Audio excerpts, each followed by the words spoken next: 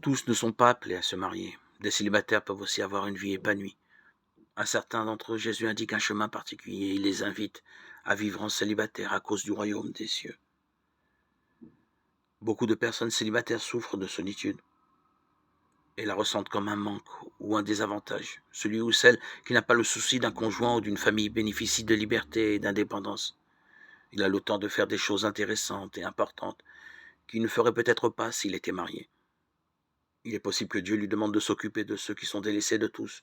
Il n'est pas rare que Dieu appelle une telle personne à venir tout près de lui. C'est le cas lorsqu'on ressent en soi le désir de renoncer à un conjoint à cause du royaume des cieux. Cette vocation n'équivaut jamais à un mépris du mariage ou de la sexualité.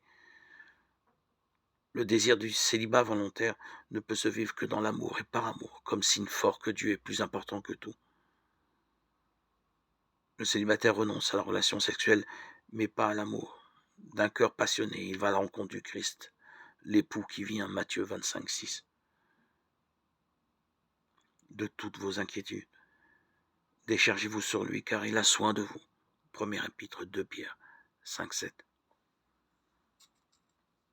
Où tu iras, j'irai, où tu demeureras. Je demeurerai, ton peuple sera mon peuple, et ton Dieu sera mon Dieu. Là où tu mourras, je mourrai, et là je serai enseveli.